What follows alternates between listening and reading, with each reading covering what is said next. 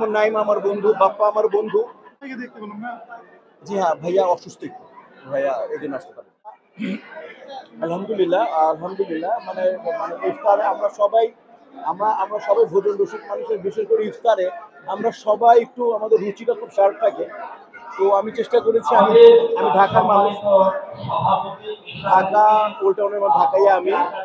তো আমি চেষ্টা করি ঢাকায় আর এক ইফতারি খাই, ওটা আমি ছোঁয়া রাখার চেষ্টা করছি ঐতিহ্যবাহী। যেমন ছিল মোরগ পোলাও, ছিল একেবারে শাহী মোরগ পোলাও ছিল। তারপরে জাফরান দিয়ে আমি পেস্তা বাদামের সবজি করেছিলাম। আর আর আমি এখন মানে বক্স করছিলাম যাতে সবাই খুব তৃপ্তি সহকারে খায়।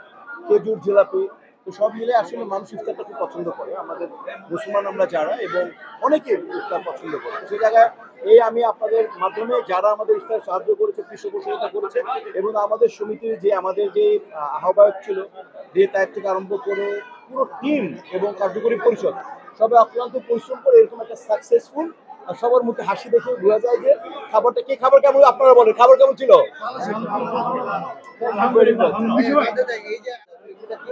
আসলে হয়তো মানে দুটো জিনিস, একটা অনেকে বিদেশে আছেন, তারপরে রোজাতে যে হয়, রোজাতে অনেকে কিন্তু, যেমন নাইম আমার বন্ধু, বাপ্পা আমার বন্ধু, অনেকে তারাবি পড়ে, অনেকে তারাবি। নাইম বললো, দোস্ত আমি ইফতারের পরে যে আমার যে আনুষঙ্গিকতা আছে নাইমের, ও বলছিল বন্ধু থ্যাংক ইউ ভেরি মাচ।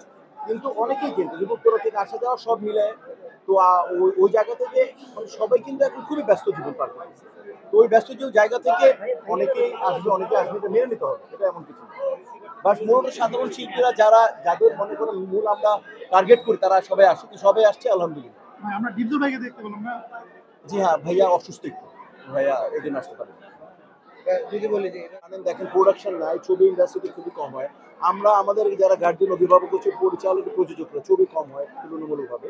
যখন প্রোডাকশন বেশি হয় তখন কিন্তু আমরা অনেক প্রডিউসারকে কোনো কিছু পৃষ্ঠপোষকতার জন্য যখন বলি, তখন তারা হীন মানে আমাদেরকে সাহায্য করে। কিন্তু এখন তো আমাদের পৃষ্ঠপোষকতা ফিল্মের জন্য। তো ওই জায়গা থেকে আমরা যারা একটু সলভেন্ট শিল্পীগুলো আছে, সবাই মিলে ইনশাল্লাহ আমাদের যারা অর্থনৈতিকভাবে একটু অসচ্ছল, তাদেরকে আমরা তাদের পাশে থাকতে সমিতি অবশ্যই চেষ্টা করি। না, আমি অভিনীত। আমি বরবাদ ছাড়াও যতগুলো ছবি রিলিজ পাবে, যেমন জঙ্গলি, দাগি, পিনিক, টগর, না সবগুলো ছবি, মানে যত ছবি রিলিজ পাবে ততই আমি খুশি। এবং আমি খালি চাই যে যাতে ঈদ বকরিদে যাতে আমাদের ছবি রিলিজের ডেট না থাকে, মাঝখানে যাতে ছবি হয়। এবং এই জন্য আমি দোয়া করি যে মানে মাঝারি বাজেটের ছবি, বড় বাজেটের ছবি, বা একটু সীমিত বাজেটের ছবি, সমস্ত বাজেটের ছবি যাতে সাকসেস পায়, তখনই প্রডিউসাররা মানে হাত খুলে ছবি বানানোর চেষ্টা করবে। অতএব আমি চাই এইটা যাতে হোক, সাকিবের ছবি, সিয়ামের ছবি, আদরের ছবি, তারপর হচ্ছে আমাদের নিশুর ছবি, সব ছবি হিট, সুপারহিট, বাম্পার হিট হোক, তাহলে ইন্ডাস্ট্রি ঘুরে দাঁড়ানোর একটা প্রক্রিয়া শুরু হবে। ঘুরে দাঁড়াবে বলবো না, ঘুরে দাঁড়ানোর প্রক্রিয়া শুরু হবে।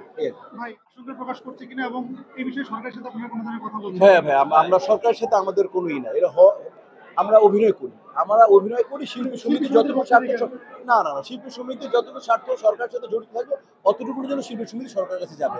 ছবি কি হবে, হল কি হবে, আমরা প্রত্যেক শিল্পী চাই ছবি ভালো, হল মালিকের এই পদক্ষেপ নিলে আমরা সবসময় তাদের পাশে থাকবো, বা যারা প্রদর্শক তারা পদক্ষেপ নিয়ে আমরা তাদের পাশে থাকবো, বা আমাদের যারা তৈরি করেন পরিচালক মন্ডলী, তারা যে স্টেপ নিবে আমরা তাদের পাশে থাকবো। অতএব আমরা যারা চলচ্চিত্র যারা স্টেক হোল্ডার, তারা যে সিদ্ধান্ত নিবে আমরা তাদের পাশে থাকবো। শিল্পীদের স্বার্থ সংরক্ষণ করা। Thank you.